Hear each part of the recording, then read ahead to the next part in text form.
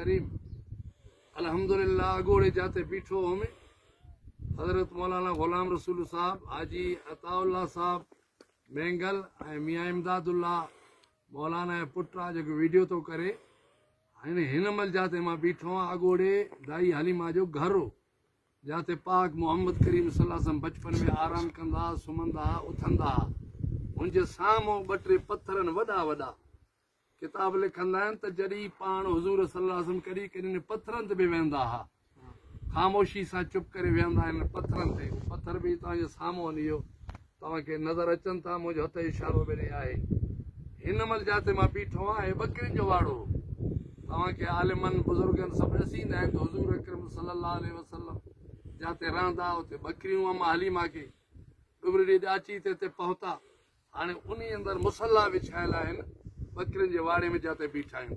ऐं मुंहिंजे पुठ ॾे साम्हूं कब्रिस्तान आहे, इन खे 1000 साल गुज़रिया। इन साम्हूं चौधी वारी आहे, तव्हांजे साम्हूं वादी आहे। हे वादी माना हेठि आहे, असां जबल ते आहियूं, वादी हलीमा इन करे चइबो आहे, यकी वादी आहे माना हेठां ई आहे।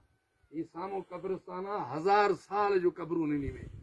छा न माण्हू जे दिलि में छा न केॾी न मोहबत हूंदी हिन जॻह जी, हिन पत्थरनि जी, केॾो न दिलचस्पी हिते माण्हू मुस्लमान खे आहे जो हिन पत्थरनि खे अखियुनि सां थो ॾिसे। हीअ साम्हूं उहे पत्थर उन दौर जा मटियल न आहिनि, जबल साॻियो ई आहे। 1400 साल जंहिंखे गुज़री विया आहिनि, हीअ जबल ॻरी न विया आहिनि, उहे साॻी पत्थर पिया आहिनि, जबल पिया आहिनि, जिते हुज़ूर साईं पंहिंजे मासूम नंढड़नि पाक कदमनि सां घुमंदा हुआ।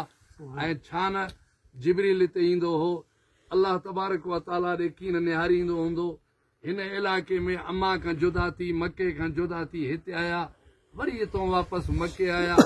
तव्हां खां मां यकीनन चवां थो, इन्हनि पत्थरनि खे ॾिसी असांखे हुज़ूर साईं यादि अचनि था ऐं मोहबत नए सिर थी थिए, ॼण हुज़ूर साईं हाणे हितां टपी विया आहिनि, असांजे दिलि में एॾी मोहबत अची वई आहे। अल्लाह तबारक व ताला हर मुस्लमान खे इन्हनि जॻहियुनि जी तौफ़ीक़ था फरमाए, जो अल्लाह उन्हनि खे पहुचाए।